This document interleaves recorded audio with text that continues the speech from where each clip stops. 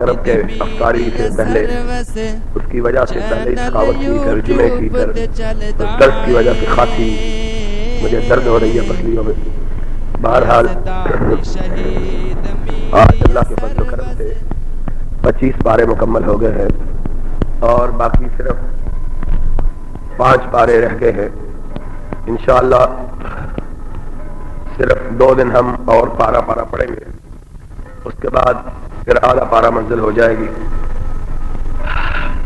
آج اور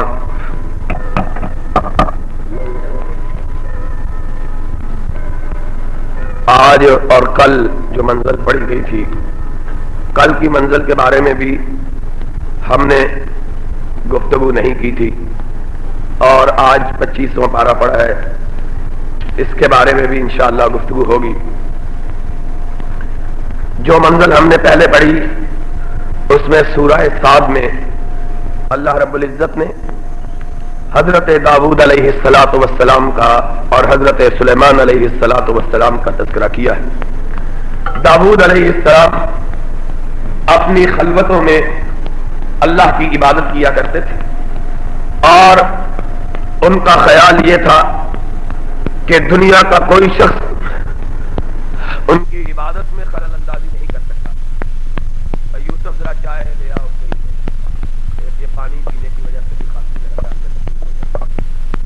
گرمی کی بھی شدت ہے اور سخت موسم ہے. اللہ تعالیٰ سے دعا ہے اللہ ہمارے حال پہ رحم فرمائے اور اللہ باران رحمت نازل کرے. موسم اتنا سخت تسلسل کے ساتھ مجھے نہیں یاد کہ کوئی رمضان اتنا سخت گزرا ہو. کیوں نہیں ہوتا یہی تھا کہ 2 دن گرمی پھر بارش یا موسم ٹھیک ہو جاتا تھا. معلوم ہوتا ہے کچھ ہمارے گناہ زیادہ ہو گیا, کچھ ہمارے گناہ ہیں, کچھ حکمرانوں کے مل ملا کے کام خاصا خراب ہو گیا. اللہ تعالیٰ ہمارے گناہوں کو تو معاف فرمائے اور حکمرانوں سے بھی شک نہ کرے. بہرحال سورہ صاد کے اندر اللہ رب العزت نے حضرت داؤد علیہ السلام کا تذکرہ کیا اور حضرت سلیمان کا, کہ داؤد علیہ السلام نے یہ فیصلہ کر رکھا تھا کہ اپنی عبادت میں کبھی خلل نہ آنے دیں گے اور اس پر تھوڑا سا انہیں غرہ ہو گیا کہ دیکھو الحمدللہ میں اللہ کی عبادت اس حال میں کرتا ہوں کہ دنیا کا کوئی شخص میری عبادت میں خلل نہیں ڈال سکتا. اللہ رب العزت نے ارشاد فرمایا, ہم نے کہا داؤد کسی بات پر بھی کوئی غرہ نہیں کرنا چاہیے, یہ جتنی توفیقیں ہوتی ہیں سب رب کی طرف سے ہوتی ہے. اگر رب نہ چاہے تو عبادت کی بھی توفیق نہیں مل سکتی. اسی لیے میں ہمیشہ یہ کہا کرتا ہوں کہ جو دوست اور نوجوان ساتھی اس سخت گرم موسم میں ان تنگ و تاریک راستوں سے گزر کر یہاں آتے ہیں, وہ خود نہیں آتے, میرا رب ان کو لاتا ہے اور اللہ کی ان پہ نظر کرم ہے کہ انہیں آنے کی توفیق عطا فرماتا ہے. وگرنہ کتنے بد نصیب ہے جن کو راتوں کا قیام تو بڑی بات کی بات ہے, دن کا روزہ رکھنے کی بھی توفیق نہیں ہوتی. دوستو اس پہ اللہ کا جتنا بھی شکر ادا کیا جائے کم ہے. اللہ کا شکر ادا کیا کرو کہ اللہ نے تمہیں اپنی بندگی کی توفیق عطا فرمائی ہے. حضرت محمد الرسول اللہ صلی اللہ علیہ وسلم پر آیات نازل ہوئی کہ اے میرے محبوب, ہم نے تجھ کو گناہوں سے پوتر بنا دیا ہے, نہ تیرا کوئی پچھلا گناہ نہ آئندہ کوئی تجھ سے گناہ سرزد ہوگا. نبی اکرم صلی اللہ علیہ وسلم پر یہ آیات نازل ہوئی, آپ نے تہجد کی نماز کو اور لمبا کر دیا, اتنا لمبا کیا کہ آپ کے قدم مبارک سوج گئے. صبح ہوئی, ام المومنین نے کہا اللہ کے حبیب, اللہ نے آپ کو گناہوں سے پوتر کر دیا ہے, آپ سے گناہ سرزد ہو ہی نہیں سکتا, پھر اتنی لمبی نماز کیوں پڑھتے ہیں کہ آپ کے پاؤں سوج جاتے ہیں. آپ نے فرمایا افلا اکون عبدا شکورا, کیا میں اپنے رب کا شکر ادا نہ کروں کہ اس نے مجھے یہ توفیق عطا فرمائی ہے. لوگوں یہ بہت بڑی اللہ کی مہربانی ہوتی ہے کہ اللہ کسی بندے کو دین کی خدمت کی اور دین کے مسائل کی سمجھنے کی اور دین کے احکامات پر عمل کی توفیق عطا فرما دے. یہ اللہ کا بہت بڑا انعام ہے. اللہ رب العزت ارشاد فرماتے ہیں کہ ایک دن حضرت داؤد اپنی عبادت میں مشغول تھے کہ وہ اچانک کیا دیکھتے ہیں کہ 2 بندے کھڑے, انہوں نے دیکھا کہ میری عبادت میں خلل پڑ گیا ہے. کہہ لگے کیسے آئے ہو؟ کہنے لگے کہ ہم آپس میں جھگڑا ہو گیا ہے، ہم آپ سے اس جھگڑے کا فیصلہ کروانے کے لیے آئے۔ فرمایا کیا جھگڑا ہے؟ کہا یہ میرا بھائی ہے، اس کی 99 بکریاں ہیں، میرے پاس ایک ہی ہے، یہ ایک بھی اس کو پسند نہیں ہے کہ میرے پاس رہے، اس کو بھی ہڑپ کرنا چاہتا ہے۔ ہائے ہائے ہائے، اس میں اللہ رب العزت نے ایک ایسی بات کہی ہے کہ جن لوگوں نے کاروبار کیا ہے، شراکت کی ہے، انہیں تجربات سے گزرنا پڑا ہے، وہ قرآن کی اس سچائی کی گواہی دیں گے کہ 1400 سال پہلے رب نے جو بات کہی کتنی سچی، کتنی پختہ، کتنی مضبوط بات تھی۔ حضرت داؤد علیہ السلام نے بات سنی، فرمایا کہ اسے یہ حق نہیں ہے کہ تو نے اس کے ساتھ شراکت کی ہے، یہ تیرے حق کو مارے۔ پھر ایک عجیب بات کہی، ان کثیرا من الخلطاء لیبغی بعضهم علی بعض الا الذین آمنوا وعملوا الصالحات۔ اکثر شراکت دار، اکثر پارٹنر، اکثر بھائی بال ایک دوسرے کے حق کو کھا جاتے ہیں، ایک دوسرے کے حق کو، ہائے ہائے ہائے، کتنی اللہ تعالیٰ نے عجیب بات کہی، اکثر بھائی بال، مگر وہ لوگ جن کے دلوں میں ایمان پختہ ہے اور جن کی نگاہ دنیا پہ نہیں بلکہ آخرت پر۔ واقعی بات یہ ہے کہ عموماً اسی لیے شراکت اللہ کو پسند ہی نہیں ہے، شراکت اللہ کو پسند ہی نہیں ہے۔ بہت کم لوگ ہوتے ہیں جو شراکت میں باقاعدہ اللہ کا خوف پیش نظر رکھے، اپنے شراکت دار کو کسی قسم کا نقصان پہنچانے کے لیے تیار ہے۔ یہ صرف وہی لوگ ہوتے ہیں جن کے دلوں میں اللہ کا ڈر ہوتا ہے، اللہ کا خوف ہوتا ہے، نیک ہوتے ہیں، نمازی ہوتے ہیں، دیندار ہوتے ہیں۔ مگر نہ بے دین آدمی چاہے کتنا بھلا مانس و شریف ہو، قرآن سے یہ بات معلوم ہوتی ہے اس پہ کبھی اعتماد کرنا چاہیے۔ کتنی اعلیٰ بات اللہ نے بتلائی۔ اس کے بعد اللہ نے حضرت سلیمان علیہ السلام کا ذکر کیا، پھر اس سے پہلے کہا کہ داؤد علیہ السلام سے جب مسئلہ پوچھا، وہ تو فرشتے تھے جو انسانی شکل صورت میں آئے تھے تاکہ اس کا یہ موضوع باقی نہ رہے۔ حضرت داؤد علیہ السلام فوراً اللہ کی بارگاہ میں جھکے، کہا اللہ اگر عبادت کی بھی توفیق ملتی ہے تو تیری مہربانی سے ہی ملتی ہے، اگر تو مہربانی نہ کرے تو کسی کو عبادت کی بھی توفیق میسر آ سکتی۔ اس کے بعد حضرت سلیمان کا ذکر فرمایا۔ سلیمان کا تذکرہ ہم نے سورہ نمل میں مفصل طور پر بیان کیا، لیکن یہاں ایک آیت آئی، رب کائنات نے کہا کہ سلیمان علیہ السلام نے اپنے رب کی بارگاہ میں التجا کی، اللہ ہب لی ملک لا ينبغي لأحد من بعدی انک انت الوہاب۔ اللہ میری درخواست ہے کہ تو مجھے ایسی حکمرانی اور ایسی سلطنت عطا کر جو میرے بعد کبھی کسی کو میسر ہے۔ اللہ رب العزت نے کہا، ہم نے سلیمان کی دعا سنی، چنانچہ کائنات کی کوئی مخلوق ایسی نہ تھی جو سلیمان کے تابعدار ہم نے نہیں بنا دی، ہر مخلوق سلیمان۔ فرمایا میں نے سلیمان الریح عاصفۃ تجری بامرہ، حتیٰ کہ ہوا پر بھی سلیمان کا حکم جاری کر دیا۔ سلیمان حکم دیتے ہیں تو ہوا چلتی ہے، حکم نہیں دیتے تو ہوا۔ اللہ رب العزت نے اتنی مہربانی کی، جنوں کو، انسانوں کو، جانوروں کو، حتیٰ کہ پہاڑوں کو، ہواؤں کو حضرت سلیمان کے تابع کر دیا۔ اللہ رب العزت نے ارشاد فرمایا کہ اس طرح اللہ نے مفخر کیے کہ اگر سلیمان پہاڑوں کو حکم دے تو پہاڑ اپنی جگہ چھوڑ کے چلنا شروع کر دیتا تھا، اس قدر اللہ نے قوت تھا۔ اس کے بعد اللہ رب العزت نے حضرت ایوب علیہ السلام کا ذکر کیا ہے۔ بڑا ہی پیارا تذکرہ ہے کہ کس طرح حضرت ایوب علیہ السلام بیمار ہوئے، اس قدر بیمار لاغرت کے سارے گھر والے چھوڑ گئے، کوئی بھی باقی نہ رہا، دولت مال ہر چیز بیماری پہ لگ گئی، بہت تونگر مالدار تھے، اس قدر بیماری نے وابادہ کیا کہ کوئی چیز کھانے کے لیے باقی نہ رہی، گھر والوں نے بھی ساتھ چھوڑ دیا۔ اللہ رب العزت ارشاد فرماتے ہیں ایک دن حضرت ایوب کی نگاہ آسمان کی طرف، صبر کیا، زبان سے رب کے بارے میں کوئی شکوے شکایت کا لفظ نہیں نکالا۔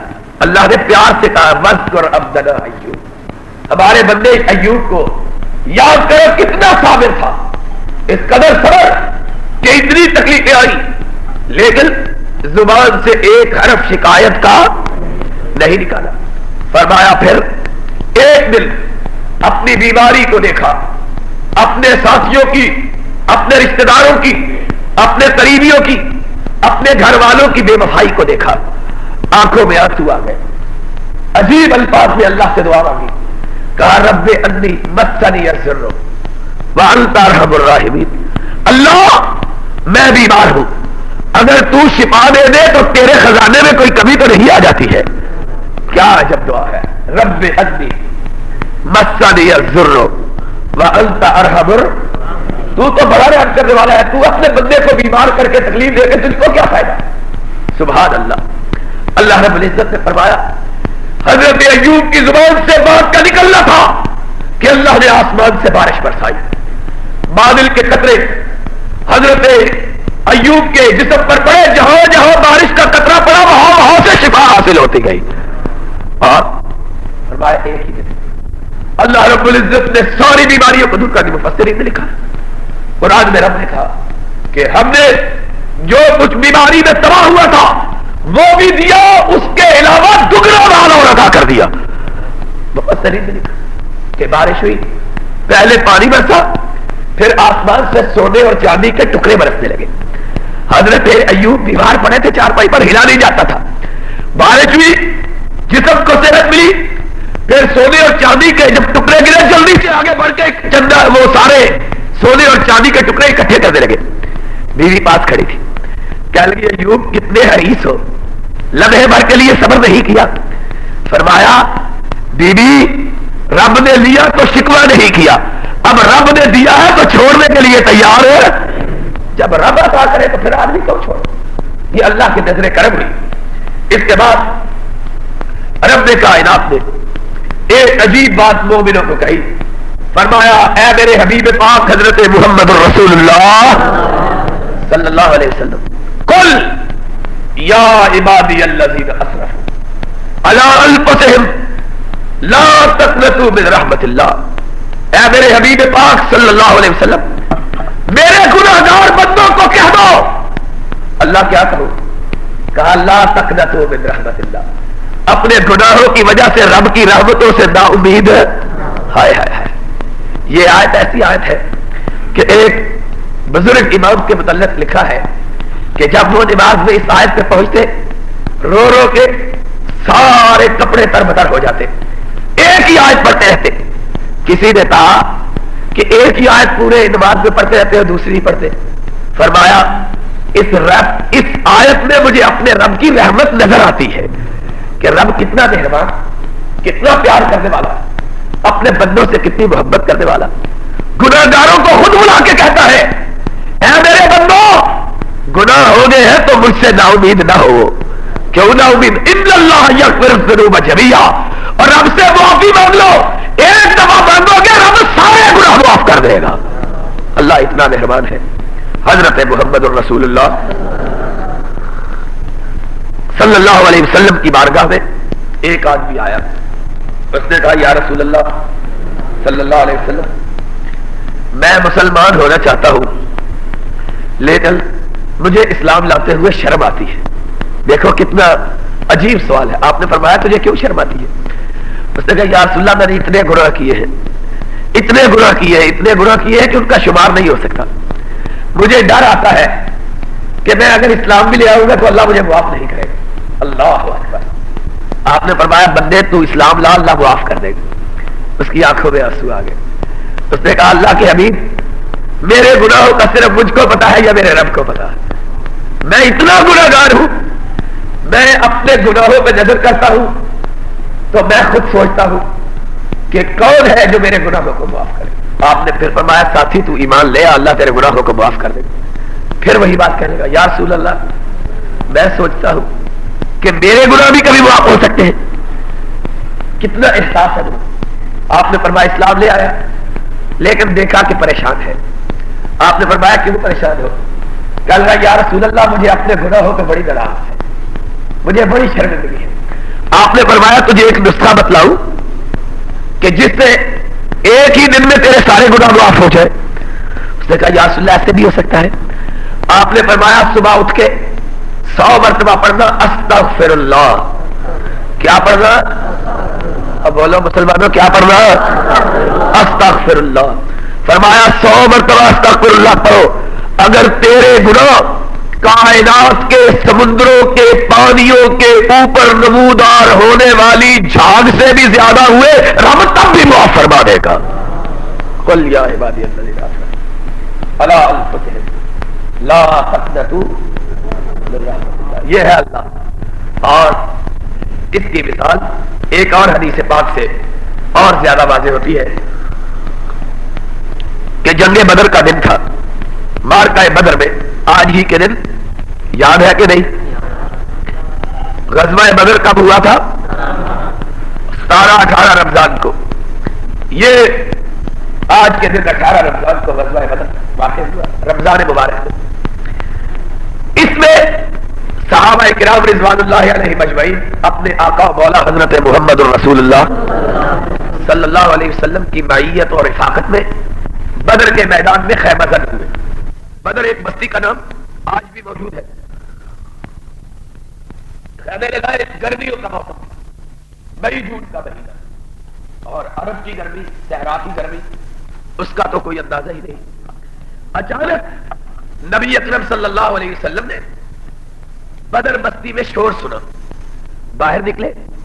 کیا دیکھا کہ آپ کے صحابہ ایک جگہ اکٹھے ہیں، جمع ہیں. آپ نے ان کے قریب پہنچ کر فرمایا ساتھیوں کیا بات ہے، کیوں اکٹھے ہو، کیا شور؟ کہنے لگے یا رسول اللہ آج عجب ماجرا دیکھا. فرمایا کیا ہوا؟ کہنے لگے اللہ کے حبیب اس بستی سے ایک چھوٹا سا بچہ، ننھا سا بچہ، ننگے پاؤں ننگے جسم بھاگتا ہوا اپنے گھر سے نکلا، اپنی کوٹری سے. جب دھوپ انتہائی تیز تھی، 12 بجے کا وقت، آفتاب نصف النہار تھے، جب اس کے پیر چلتی ہوئی ریت پہ پڑے تو چیخنے لگا، اور ریت پھر آگ کی طرح جل رہی ہوتی. بہت جلد ریت گرم ہوتی، سورج بہت تیز. کہا یا رسول اللہ اس کے پیر جلے، وہ چیخے مارنے لگا. اللہ کے حبیب ہم نے دیکھا کہ ایک عورت دوڑتی ہوئی آئی. اس نے جلدی سے بچے کو اپنی آغوش میں اٹھایا، اور پھر یا رسول اللہ جو تعجب کی بات تھی وہ یہ تھی کہ صرف بچے کو نہیں چوما، بچے کے پیروں کو چومنے لگی.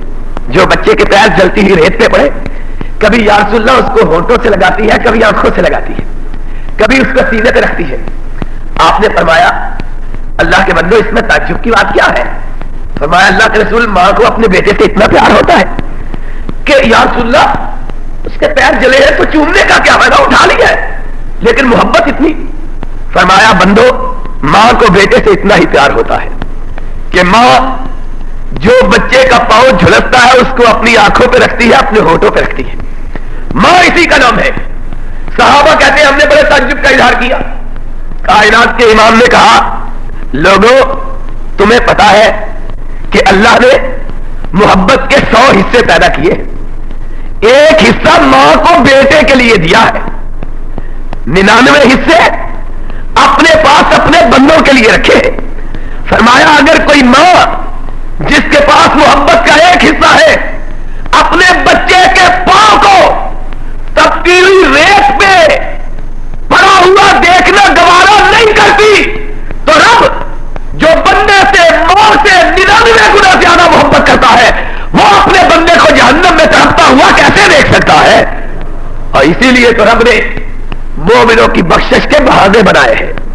مومنوں کی بخشش کے بہانے بنایا کہ آؤ مومنوں گناہ ہوگے آؤ رب کی بارگاہ میں معافی لینے کے لیے آ جاؤ. میرے آقا نے کہا رب کی بارگاہ میں ندامت کے آنسوؤں کا پہلا قطرہ ابھی بعد میں گرتا ہے کہ رب سارے گناہوں کو پہلے معاف کر دیتا ہے. قل یا عبادی الذین اسرفوا علی انفسہم لا تقنطوا من رحمت اللہ. اے میرے حبیب میرے بندوں کو کہہ دو گناہ ہو جائے تو آ کے اپنے رب سے معافی مانگ لیا کرو، اور رب معافی مانگنے والوں کو بڑا. اسی لیے نبی کائنات صلی اللہ علیہ وسلم نے اپنی زوجہ محترمہ مبارکہ مقدسہ صدیقہ کائنات حضرت عائشہ رضی اللہ تعالی عنہا سے کہا تھا اے صدیقہ تاک راتوں میں جاگ کر اللہ کی رحمت کو تلاش کیا کرو، شاید تجھ کو شب برات مل جائے. لیلۃ القدر مل جائے. ام المومنین نے کہا اللہ کے حبیب اگر مجھے شب قدر مل جائے تو میں اس رات میں اللہ سے کیا مانگوں؟ ہائے ہائے ہائے ہائے. نبی پاک نے اپنی اہلیہ کو کیا دعا سکھائی؟ یاد ہے کسی کو؟ تو ہاتھ اٹھاؤ جن کو یاد ہے. یاد ہے؟ نہیں تو یاد کر لو. کیا کہا ہے عائشہ مانگا کرو اللہ سے اگر تمہیں شب قدر مل جائے تو یہ دعا مانگو اللہم انکا عفو تحب العفو فاعف عنی. اے اللہ تو بہت معاف کرنے والا نہیں بلکہ بہت معاف کرنے والا. تحب العفو معاف کرنے کو پیار کرنے والا, معاف کرنے کو پسند کرنے والا. فاعف عنی اللہ مجھ کو بھی معاف کر دے. یہ معافی اللہ کو سب سے زیادہ پسند ہے. اللہ کو سب سے زیادہ پسند. نبی پاک صلی اللہ علیہ وسلم نے کہا ہے کہ اللہ اگر کوئی بندہ گناہ کر کے اس کی بارگاہ میں آ جائے اور پھر ندامت کے آنسو لے کر اس سے معافی مانگے, فرمایا اتنی خوشی ہوتی ہے رب کو کہ اگر کسی کی گمشدہ چیز اس کو مل جائے تو اتنی خوشی نہیں ہوتی جتنی رب کو بندے کے معافی مانگنے سے خوشی ہوتی ہے. یہ ہے اللہ سے معافی کثرت سے مانگا کرو. اس لیے یہ میرا وظیفہ یاد رکھو نبی کی سنت کے مطابق, نبی کے فرمان کے مطابق. اگر رزق میں فراخی چاہنی ہو, اگر بیماری سے شفا چاہنی ہو, اگر مشکلات سے نجات چاہنی ہو, اگر پریشانیوں کا حل چاہنا ہو, اگر مقدمات سے رہائی چاہنی ہو تو کیا دعا مانگنی چاہیے؟ اپنے گناہوں کی معافی مانگنی چاہیے. کیوں؟ اس لیے کہ یہ ساری چیزیں گناہوں کی وجہ سے انسان پہ مسلط ہوتی ہیں, اور اگر انسان کے گناہ معاف ہو جائیں کائنات کے دروازے رب خود بخود کھول دیتا ہے. اس لیے جب بھی کوئی تنگی ترشی آئے تو سب سے بہترین وظیفہ کیا ہے؟ سب سے بہترین وظیفہ استغفر اللہ. کیا وظیفہ ہے؟ استغفر اللہ. سمجھے کہ میرے گناہوں کی وجہ سے مصیبت آئی. اور سید الاستغفار کیا ہے؟ استغفر اللہ الذی لا الہ الا هو الحی القیوم واتوب الیہ. استغفر اللہ الذی لا الہ الا هو الحی القیوم واتوب الیہ. اے اللہ میں تجھ سے معافی مانگتا ہوں, تو حی ہے, قیوم ہے, تیرے علاوہ کوئی معاف کرنے والا, مجھے معاف کر دے. اور اگر یہ نہیں آتا اتنا تو یاد رکھو استغفر اللہ. کیا؟ استغفر اللہ. کثرت سے استغفار پڑھنا چاہیے, اس لیے کہ کثرت کے ساتھ استغفار پڑھنے والے پر کبھی کوئی مصیبت واقع اگر آئے گی تو انسان کے درجات کو بلند کرنے کے لیے. اس کے بعد رب کائنات نے مومنوں کی شان کو بیان کیا ہے کہ مومنوں کی کتنی شان, کتنی عزت, کتنی توقیر, کتنا مرتبہ, کتنا احترام. کیا فرمایا؟ فرمایا مومنوں کی شان یہ ہے کہ عرش کے اٹھانے والے فرشتے, اللہ کے بے شمار فرشتے, سب سے افضل فرشتے وہ ہیں جو آسمانوں پر جن کی ڈیوٹیاں لگی ہیں. ان سے بھی افضل فرشتے وہ ہیں جو 7ویں آسمان پر ہیں. پھر ان سے بھی افضل فرشتے وہ ہیں جو رب کے قریب ہیں. پھر ان سب سے افضل فرشتے وہ ہیں جنہوں نے رب کے عرش کو اپنے اوپر اٹھا رکھا ہے, جنہوں نے رب کے عرش کو اٹھا رکھا. یہ سب سے افضل فرشتے. اللہ رب العزت نے ارشاد فرمایا ان افضل ترین فرشتوں کا کام کیا ہے؟ قرآن فرمایا الذین یحملون العرش ومن حولہ یسبحون بحمد ربہم. فرمایا رب کے قریب رہنے والے, عرش کے اٹھانے والے فرشتوں کے 2 کام ہیں. اللہ کیا کام ہے؟ یسبحون بحمد ربہم. ایک کام یہ ہے کہ اپنے رب کی حمد و ثنا کرتے ہیں, اپنے رب کی حمد و ہر وقت رب کے ذکر میں مشغول. دوسرا کام کیا ہے؟ اور مومنوں دیکھو اللہ کیا فرماتا ہے. فرمایا یسبحون بحمد ربہم ویستغفرون للذین آمنوا. دوسرا کام یہ ہے کہ میرے محبوب محمد کی امت کے مومنوں کے لیے بخشش کی دعا مانگتے ہیں, اور جن کے لیے عرش کے اٹھانے والے فرشتے بخشش کی دعا مانگے ان کی بخشش میں کوئی شبہ ہو سکتا ہے؟ اللہ نے کتنی مہربانیاں اور کتنے انعامات کیے ہیں مومنوں کے اوپر. پھر بھی اگر کوئی جہنم میں جاتا ہے تو اس کا مطلب یہی ہے کہ وہ رسے توڑا کے جنت سے بھاگ کے جہنم کی طرف خود جا رہا ہے. مگر نہ رب کو بخشنے والا معمولی معمولی چیزوں پہ بخشنے پہ آیا ہوا.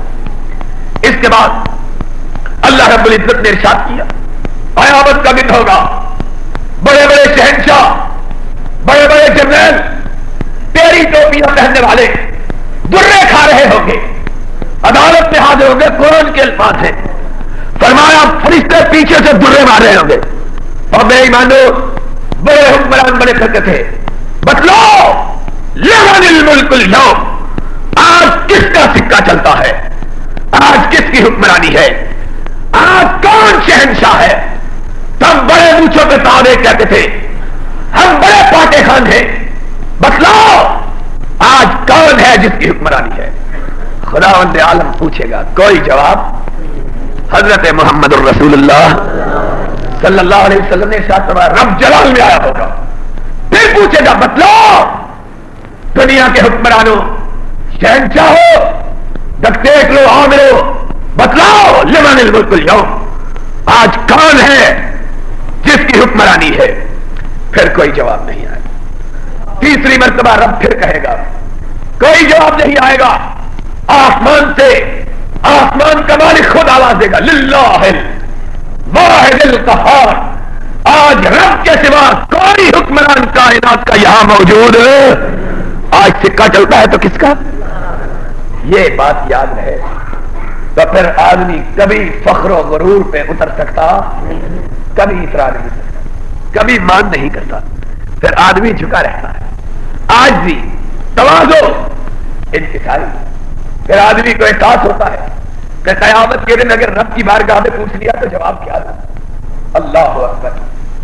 اس کے بعد رب کائنات نے ارشاد فرمایا ان الذین قالوا ربنا اللہ ثم استقاموا, فرمایا وہ لوگ جو رب کو ایک مان کر پھر اس پہ ڈٹ جاتے ہیں, فرمایا ان کو دنیا میں کیا بدلہ ملتا ہے. فرمایا ابھی ان کی روح ان کے جسم سے نہیں نکلتی کہ اللہ ان کو جنت کا دیدار کرا دیتا ہے, اللہ ان کو جنت کی خوشخبریاں سنا دیتا ہے. اللہ کہتا ہے نحن اولیاؤکم فی الحیات الدنیا وفی الآخرہ ولکم فیہا ما تشتہی انفسکم ولکم فیہا ما تدعون نزلا من غفور رحیم. اور مومنو خوش ہو جاؤ, تم نے رب کو ایک مان کے اس پر استقامت.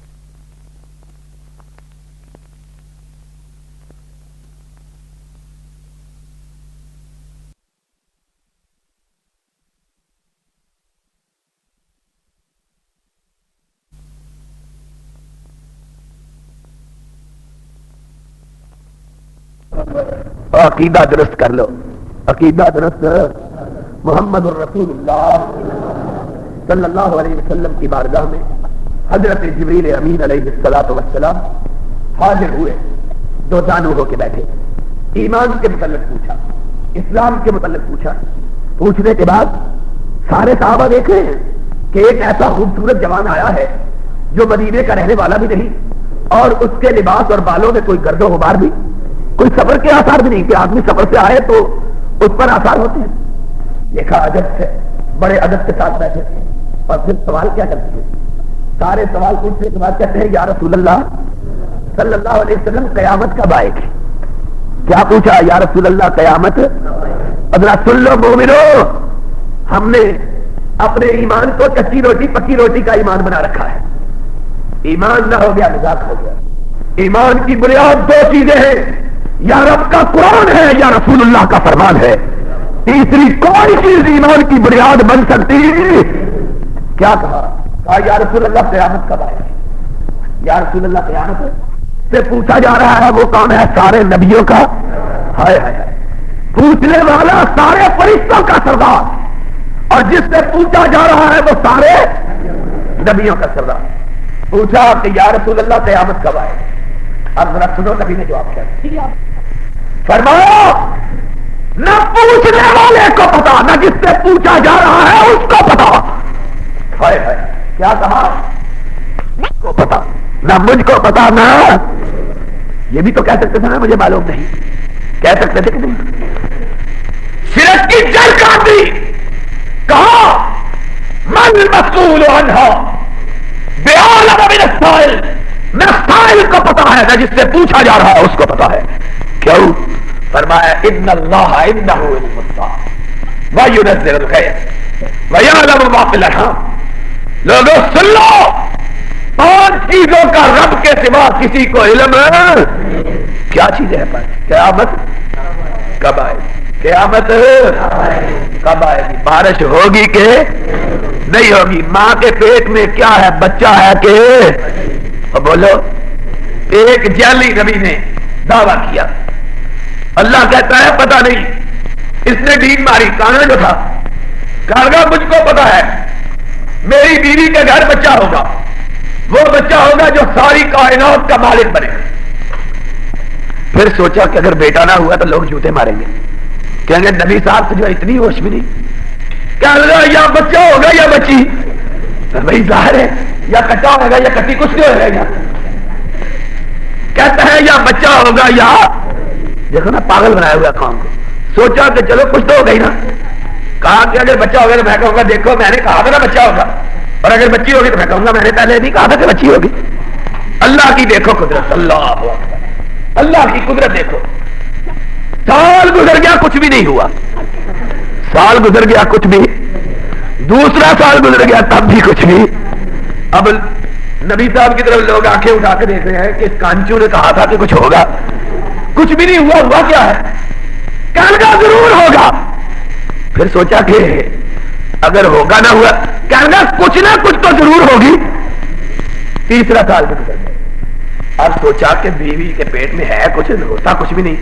ڈاکٹروں کو دکھایا، آپریشن کیا، اندر سے رسولی نکلی، کوئی چیز بھی پیدا. ہائے ہائے ہائے، اللہ نے کس طرح جھوٹوں پہ دنیا کے اندر لعنت کی تاکہ دنیا والوں کو پتا چل جائے کہ جھوٹ کا سکہ تعدیر چل سکتا.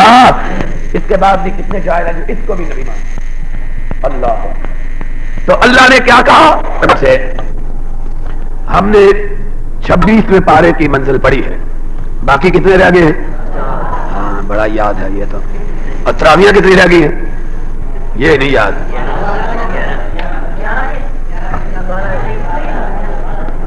چلو ہم 12ویں تے 11ویں تے نہ لڑنا شروع کر دیو.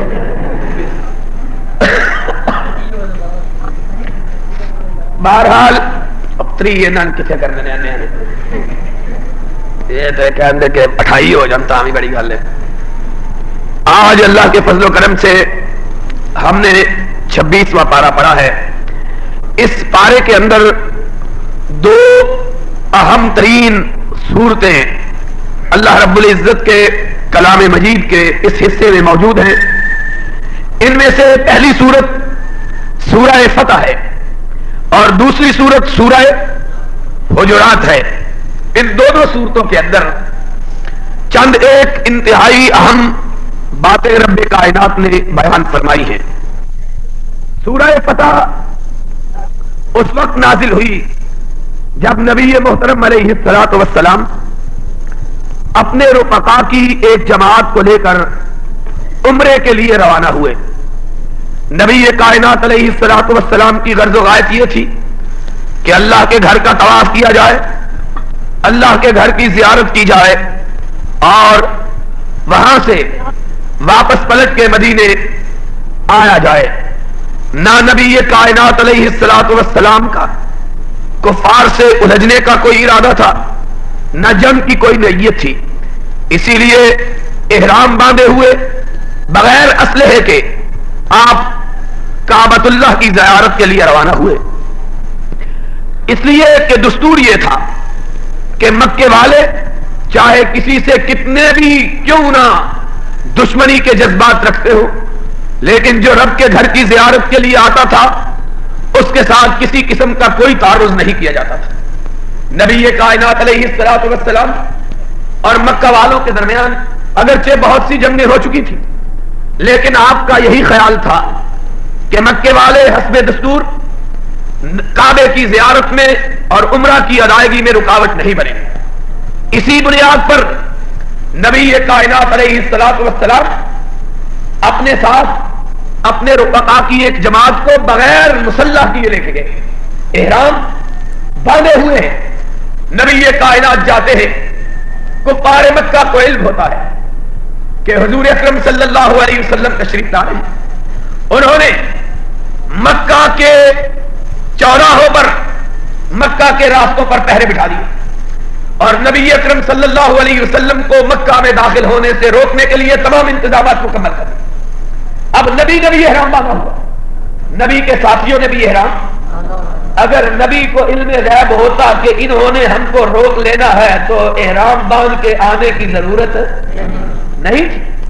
نبی یہ کائنات علیہ السلام کو روک دیا، کہہ لگے کہ ہم آپ کو عمرہ ادا نہیں کرنے دیں گے۔ آپ نے فرمایا دستور عرب یہ ہے کہ چاہے کتنی دشمنی بھی کیوں نہ ہو، کعبے کی زیارت کی راہ میں رکاوٹ نہیں ڈالی جاتی۔ کہہ لگے کہ نہیں، ہم تو آپ کو جانے نہیں دیں گے کعبے کی زیارت۔ آپ نے فرمایا میں لڑنے کی نیت سے نہیں آیا، نہ لڑنے کے ارادے سے آیا ہوں، اگر لڑنے کا ارادہ ہوتا تو اسلحے سے لیس ہو کے آیا، لیکن میں تو خالصتاً ایک عبادت کی ادائیگی کے لیے آیا۔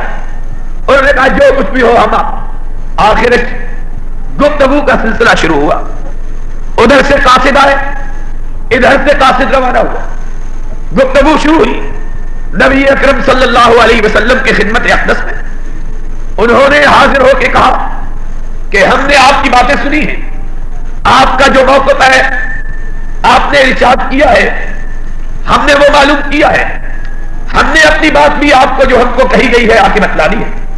اگر آپ مزید گفتگو کرنا چاہتے ہیں تو کوئی اپنا قاصد روانہ کیجیے جو آپ کے قائم مقام اور جو وہ فیصلہ کرے آپ کو منظور ہو، آپ کی نمائندگی کرتا ہو، وہ ہمارے سرداروں کے پاس آئے اور بقیہ گفتگو آ کے مکہ مکرمہ میں مکمل کرے۔ نبی یہ کائنات حضرت محمد الرسول اللہ صلی اللہ علیہ وسلم نے نگاہ دوڑائی کہ کون ہے جس کو اپنی نیابت کے لیے، اپنی قائم مقامی کے لیے، اپنی نمائندگی کے لیے منتخب کیا جائے۔ اور لوگوں دیکھو تو صحیح کہ نبی کی نگاہ انتخاب پڑی تو کس پر؟ اور تم جانتے ہو کہ نبی کی کوئی حرکت اس وقت تک نبی سے سرزد نہیں ہوتی ہے جب تک کہ آسمان سے اس کی اجازت نہیں آ جاتی ہے۔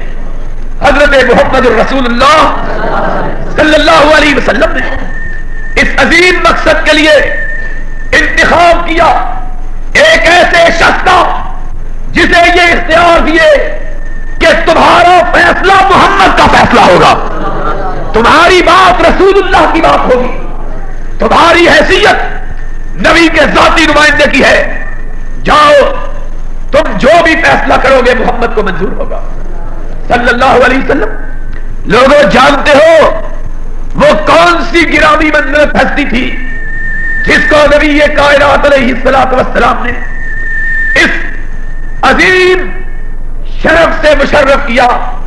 وہ شخصیت تھی جناب عثمان ذی النورین رضی اللہ تعالیٰ عنہ کی، محمد الرسول اللہ صلی اللہ علیہ وسلم حضرت عثمان کو اپنے قائم مقام بنا کر مکہ مکرمہ کی طرف روانہ کرتے ہیں۔ نبی اکرم صلی اللہ علیہ وسلم نے حضرت عثمان کو روانہ کیا۔ ابھی کچھ ہی وقفہ گزرا تھا کہ خبر پھیل گئی کہ کافروں نے جناب عثمان ابن عفان کو شہید کر دیا۔ خبر پھیل گئی۔ اب ذرا رک کے انصاف کر کے ایمانداری کے ساتھ واقعے پہ نظر دوڑا کے خدا لگتی کہنا کہ خبر مکے سے اڑی کہ جناب ذی النورین کو شہید کر دیا گیا ہے۔ حدیث پاک میں آیا ہے نبی کائنات تک خبر پہنچی، سرور کائنات کی آنکھوں میں آنسو آ گئے۔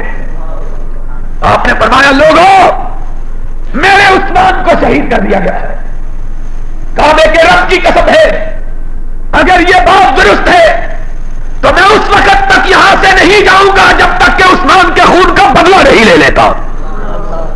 اب ذرا دو باتوں پر نظر ڈالنا، ایک یہ ہے کہ اگر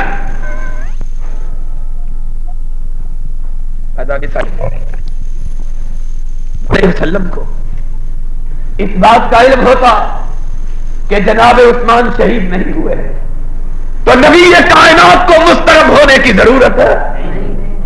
کیا ضرورت ہی ہے؟ آپ کو تو پتا چل گیا تھا کہ کچھ بھی نہیں ہوا، لیکن اتنے مسترب ہوئے، فرمایا کعبے کے رب کی قسم ہے میں اس وقت تک یہاں سے نہیں پلٹوں گا جب تک کہ اپنے عثمان کے خون کا بدلہ نہیں لے لے۔ ایک بات تو یہ ہے کہ نبی کائنات کو صلی اللہ علیہ وسلم اس وقت تک اس واقعے کی خبر نہیں ہوئی جب تک کہ خدا نے خبر نہیں دی یا عثمان نے آ کے نہیں بتلایا کہ یہ بات غلط ہے۔ دوسری بات جو ہے وہ یہ کہ ذرا ذی-النورین کا مقام اور مرتبہ، ان کی عظمت اور شان نبی کی نگاہ میں، رب کی نگاہ میں دیکھو کہ نبی کائنات علیہ الصلوۃ والسلام نے کبھی بھی اتنے غصے کا اظہار نہیں کیا جتنے غصے کا اظہار عثمان کی شہادت کی خبر سن کے کیا، اور پھر قسم کھائی کہ عثمان کا خون اتنا قیمتی ہے کہ جب تک میں اس کا بدلہ نہیں لے لیتا واپس پلٹنے کے لیے تیار۔ کتنا خون کا بدلہ! اور عثمان، لوگوں تمہیں کیا پتا ہے کہ عثمان کے مقام کا کیا عالم ہے؟ عثمان وہ شخصیت گرامی ہے کہ نبی رحمت جسے رب نے سراپا رحمت قرار دیا ہے، آسمان والے نے اس پاکیزہ نبی کے بارے میں کہا ہے وما ارسلناک الا رحمت للعالمین، اے میرے محبوب ہم نے آپ کو ساری کائنات کے لیے رحمت بنا کے بھیجا، جہان کے لیے نہیں، جہانوں کے لیے۔ اتنا رحم کرنے والا نبی، اتنا نرم دل نبی کہ جس نے اپنے آپ کو برا کہنے والے کے لیے بھی جنازے کے موقع پر، دفن کے موقع پر اپنا کرتا اتار کے دے دیا، اور رئیس المنافقین کا جنازہ پڑھنے کے لیے تیار ہو گئے تھے۔ اتنا رحیم نبی، حدیث پاک میں آیا ہے، ترمذی شریف کی حدیث ہے کہ ایک موقع پر اسی نبی کی بارگاہ میں ایک آدمی کا جنازہ لایا گیا۔ یا رسول اللہ اس کا جنازہ پڑھا دیجیے۔ آپ نے پوچھا یہ کون ہے؟ لوگوں نے کہا یہ فلان فلان کا بیٹا ہے۔ آپ نے ارشاد فرمایا اس کا جنازہ اٹھا لو۔ لوگوں نے کہا یا رسول اللہ کیا بات ہے؟ فرمایا یہ میرے عثمان کو برا کہتا تھا اور عثمان کے برا کہنے والے کا جنازہ محمد پڑھانے کے لیے تیار نہیں ہے۔ یہ عثمان کا مقام ہے، یہ عثمان کی شان ہے کہ عثمان کو برا کہنے والا نبی اس کا جنازہ پڑھانے کے لیے تیار نہیں ہوئے۔ وہ عثمان، سب کہو رضی اللہ تعالی، خبر پہنچی ہے کہ انہیں شہید کر دیا گیا۔ نبی یہ کائنات کو علم ہوا، کہا لوگوں میں نے کائنات کو گواہ بنا کے کہا ہے میں تب تک یہاں سے نہیں پلٹوں گا جب تک اپنے عثمان کا بدلہ نہیں لے لیتا۔ کون ہے جو میرے ساتھ اس معاہدے کے لیے تیار ہے؟ لوگوں نے کہا یا رسول اللہ ہم تیار ہیں۔ 1400 صحابی۔ قرآن ذرا دیکھو، قرآن نبی نے کہا پھر عثمان کے خون کے لیے موت کی بیعت کرو۔ عثمان کے خون کے لیے موت کا عہد کرو، آؤ مجھ سے عہد کرو، یا بدلہ لے کے جائیں گے یا مر جائیں گے۔ لوگ آئے، نبی یہ کائنات ایک درخت کے نیچے بیٹھے، اپنا ہاتھ بڑھایا، آئے جو یہ قسم کھاتا ہے یا عثمان یا ہم بھی نہیں ہے۔ لوگ آئے، نبی کے ہاتھ پہ ہاتھ رکھا، عرش والے کو یہ ادا اتنی پسند آئی، فرمایا ید اللہ فوق ایدیہم، نبی نیچے تیرا ہاتھ، اوپر عثمان کے خون کا بدلہ لینے والوں کا ہاتھ، اور ان کے ہاتھوں پر اللہ کا ہاتھ، ید اللہ ہے فوق ایدیہم، اللہ کا ہاتھ۔ پھر عثمان کو یہ شرف بھی حاصل ہوا کہ نبی یہ کائنات نے سب سے بیعت لی، پھر اپنے ایک ہاتھ کو اٹھایا، فرمایا یہ محمد کا ہاتھ ہے، پھر دوسرا ہاتھ اٹھایا اور اپنے ہاتھ کو اٹھا کے کہا یہ میرے عثمان کا ہاتھ ہے۔ نبی نے اپنے ہاتھ کو کیا کہا؟ یہ کس کا ہاتھ ہے؟ یہ عثمان کا ہاتھ ہے۔ فرمایا میں عثمان کی طرف سے بھی اپنے لیے بیعت لیتا ہوں کہ اللہ کے نام پر ہم کٹ جائیں گے جب تک کافروں سے بدلہ لے کے نہیں جائیں. اگر عثمان زندہ ہے تو اس کی طرف سے بھی لائے. اللہ عثمان کے خون کا اتنا تقدس. ادھر بیعت مکمل ہوئی, ادھر آسمان سے وحی آ گئی, جبریل آ گئے. لقد رضی اللہ عن المؤمنین اذ یبایعونک تحت الشجرہ. میرے نبی, میرے عثمان کے خون کا بدلہ لینے کے لیے جتنے لوگوں نے درخت کے نیچے آپ کی بیعت کی ہے ان سب کو آسمان والے کی طرف سے جنت کی بشارت دے دیجیے. سب کے سب جنتی ہیں, سب کے سب. یہ ہے عثمان ابن عفان کا مقام. تھوڑی دیر کے بعد پتا چلا کہ یہ افواہ غلط اڑائی گئی تھی. عثمان زندہ تھا. اور میں کہا کرتا ہوں کون جانے کہ یہ افواہ اڑائی ہی اس لیے گئی ہو کہ آسمان والا چاہتا تھا کہ عثمان کی خاطر کٹنے والوں کے لیے جنت کی بشارت آ جائے. لوگوں کو قیامت تک عثمان کے مقام کا علم ہو جائے کہ یہ کتنے بلند پایا ہستی کا خون اور یہ کتنا بلند پایا انسان ہے. لوگوں اسی لیے محمد الرسول اللہ صلی اللہ علیہ وسلم نے کہا ہے جو مجھ سے محبت کرتا ہے وہ میرے ساتھیوں سے محبت کرتا ہے اور جو میرے ساتھیوں سے نفرت کرتا ہے وہ ان سے نفرت نہیں کرتا, وہ محمد سے نفرت کرتا ہے. اللہ ہم کو اپنے پاک نبی کے رفقا کی محبت نصیب فرما اور ہمیں ان کے نقش قدم پر چلنے کی توفیق عطا فرما. پھر بات چلی, کفار کے نمائندے آئے, پھر وقود کا تبادلہ ہوا. آخرت یہ طے پایا کہ اس سال نبی یہ کائنات واپس پلٹ جائے بغیر عمرہ کیے, کعبے کے دروازے پہ کھڑے, بغیر عمرہ کیے, بغیر کعبے کی زیارت کیے, بغیر طواف کیے ہوئے پلٹ جائے. اگلے برس آئے, ہم اجازت دیں. نبی یہ کائنات صلی اللہ علیہ وسلم صلح کی شرائط کو مان لی, دستخط کرنے لگے. آپ نے دستخط کیے محمد الرسول اللہ. حضرت علی لکھ رہے تھے تحریک, کہا لکھو یہ معاہدہ مکے کے قریش کے درمیان اور محمد الرسول اللہ کے درمیان. ان کی ذرا حرکت دیکھیے, کہا گئے ہم محمد الرسول اللہ نہیں لکھنے دیں گے, محمد ابن عبداللہ لکھو کہ ہم آپ کو رسول مانتے. اگر رسول اللہ لکھ لیں گے تو پھر تو ہم نے رسول مان لیا, ہم نہیں مانتے. حضرت علی کو حکم ہوا, فرمایا رسول اللہ کاٹ کے عبداللہ لکھ دو. حضرت علی نے کہا یا رسول اللہ میں اپنے ہاتھ سے کیسے کاٹوں؟ فرمایا کوئی فرق نہیں پڑتا, ان کے نہ کہنے سے میری رسالت ختم ہو سکتی, تم مجھے بتلاؤ. حضرت علی نے انگلی رکھی, نبی اکرم نے اپنے ہاتھ سے کاٹ دی, کہا لکھو محمد ابن عبداللہ. اتنے سخت ان کے شرائط تھے, نبی یہ کائنات نے مان لیے. فاروق اعظم اسلام کی غیرت کا نشان رضی اللہ تعالی نبی کی بارگاہ میں آئے. اللہ کے رسول کیا رب نے آپ کو حق کے ساتھ نہیں بھیجا ہے؟ فرمایا مجھے حق کے ساتھ بھیجا. اللہ کے رسول ہمارا دین سچا نہیں ہے, سچا ہے. اللہ کے حبیب ہم انصاف پر حق پر نہیں ہے. فرمایا تم حق پر ہو. آقا پھر کیا سبب ہے کہ ہم نے ان کافروں کی اتنی سخت شاہد مانی؟ فرمایا فاروق فکر نہ کرو, اللہ ان کی انہی سخت شرائط کو, کہ ان میں سے ایک شرط یہ تھی اگر کوئی شخص مکہ سے مسلمان ہو کے مدینے میں جائے گا ہم اس کو واپس لائیں گے, اور اگر کوئی شخص مدینے سے کافر ہو کے مکے آئے گا تو ہم اسے واپس.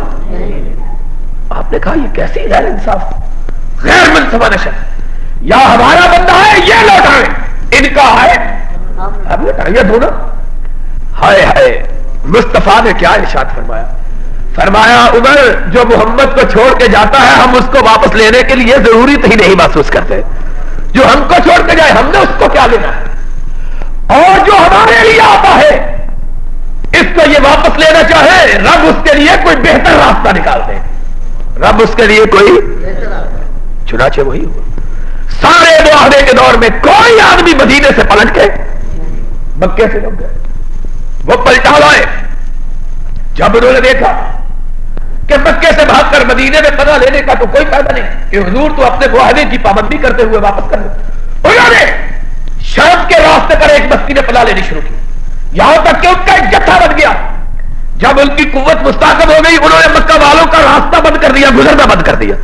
اب وہی مکہ والے جنہوں نے شرط لگائی تھی کہ اگر ہمارا کوئی آدمی جائے گا تو آپ واپس پلٹا دیں گے، نبی یہ کائنات کی بارگاہ میں حاضر ہوئے، کہنے لگے یا رسول اللہ صلی اللہ علیہ وسلم، یہ جو بھاگے ہوئے مکہ کے شام کی راہ میں بیٹھے ہیں، مہربانی کیجئے ان کو اپنے پاس واپس بلا لیجئے، ہم ان کو واپس نہیں لیتے ہیں۔ محمد رسول اللہ صلی اللہ علیہ وسلم سے اس طرح کی شرائط منوا۔ فاروق اعظم کہتے ہیں میرے دل میں بڑا ملال آیا، انسان بشر ہے، تقدر ہوا کہ یا اللہ ہم حق پر ہیں، یہ ہم کو ناحق شرائط ہے۔ فرمایا ابھی میرے دل میں خیال آیا، ادھر جبریل امین آیت کریمہ کو لے کے نازلات ہو گئے، انا فتحنا لک فتحا مبینا، اے میرے محبوب ہم نے اس صلح کے نتیجے میں مکہ کو تیرے لیے فتح کروا دیا ہے، مکہ کو تیرے لیے۔ ایسے حالات پیدا ہوئے کہ ابھی کچھ ہی عرصہ گزرا تھا کہ سرور گرامی علیہ الصلوۃ والسلام مکہ مکرمہ کی طرف تشریف لا رہے ہیں، 10,000 صحابہ کفن بردوش مارنے مرنے کے لیے آپ کے ساتھ ہے، اور مشرکین مکہ اپنی مدافعت کی قوت کو ختم کر بیٹھے، مکہ کے دروازے کھولے ہوئے کھڑے ہیں کہ آج سرور کائنات کے لشکروں کا دنیا کی کوئی طاقت مقابلہ کر سکتی۔ انا فتحنا لک فتحا مبینا۔ تو بہت سے ایسے واقعات اور حالات ہوتے ہیں کہ انسان ان کی حقیقتوں کو نہیں سمجھ پاتا، اللہ کو معلوم ہوتا ہے کہ ان کا نتیجہ کیا نکلے گا۔ رب کے سوا دنیا کی کوئی طاقت ان واقعات اور حالات کو جان سکتی۔ وآخر دعوانا ان الحمدللہ رب العالمین۔ میں اب یہ ذرا صورتیں اکٹھی کر رہا ہوں تاکہ طاق راتوں میں ان کا بیان ذرا طویل ہو جائے، ٹھیک ہے کہ نہیں؟ اب بولو تو صحیح، انشاءاللہ سب کہو انشاءاللہ۔ اور دیکھو دعا بھی مانگو اللہ بارش نازل کرے۔ ماشاءاللہ آپ نے دعا مانگی تو اللہ تعالیٰ نے کچھ نہ کچھ بارش نازل کر دی ہے۔ بارش خدا نازل کرے اور ظالموں سے چھٹکارا کروائے، دونوں کام انشاءاللہ ہو جائیں گے۔ اللہم صلی علی محمد وعلی آل محمد کما صلیت علی ابراہیم وعلی آل ابراہیم انک حمید مجید۔ اللہم بارک علی محمد وعلی آل محمد کما بارکت علی ابراہیم وعلی آل ابراہیم انک حمید مجید۔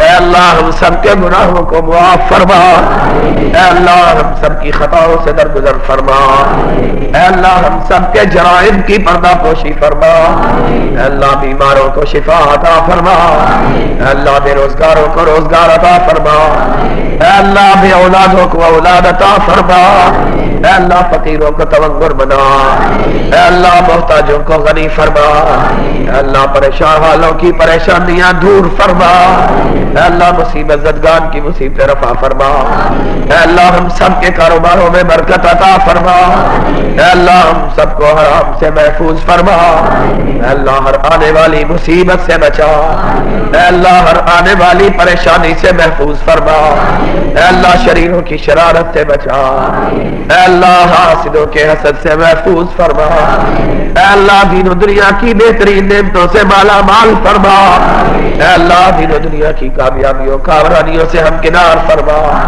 اے اللہ دین و دنیا کی بلندیوں پہ سرفراز فرما، اے اللہ ہمارے گھروں میں خیر و برکات نازل فرما، اے اللہ ہمارے بوڑھے والدین پہ رحم فرما، اے اللہ ہمارے فوت شدگان کی مغفرت فرما، اے اللہ اپنے فضل و کرم سے اللہ اپنے گھر کی زیارت نصیب فرما، اے اللہ اپنے حبیب پاک کے شہر کی زیارت نصیب فرما، اے اللہ ہم سب کی جھولیوں کو اپنی رحمتوں سے معمور فرما۔ اللہ جتنے ہاتھ تیری بارگاہ میں پھیلے ہوئے اللہ سب ہاتھوں کو اللہ ان سب پھیلے ہوئے ہاتھوں کو اللہ اپنی رحمتوں سے معمور فرما. اللہ سب کی مانگوں کو پورا فرما. اے اللہ سب کی نیک خواہشات پوری فرما. اے اللہ سب کی نیک خواہشات پوری فرما. اے اللہ سب کی نیک خواہشات پوری فرما. اے اللہ ہم سب کے گھروں میں خیر و برکات نازل فرما. اے اللہ ہم سب کی دعاؤں کو قبول فرما. اے اللہ باران رحمت نازل فرما. اے اللہ باران رحمت نازل فرما. اے اللہ باران رحمت نازل فرما. اے اللہ ہماری دعاؤں کو قبول فرما. ربنا تقبل منا انك انت السميع العليم وتب علينا انك انت التواب الرحيم. صلى الله تعالى على رسوله خير خلقه محمد وعلى اصحابه وآل بيته اجمعين برحمتك يا ارحم الراحمين. یہ دہلی کے دونوں بھائی جو آئے ہوئے ہیں ان کے ساتھ دونوں دوستوں کے ساتھ بھرپور تعاون کریں.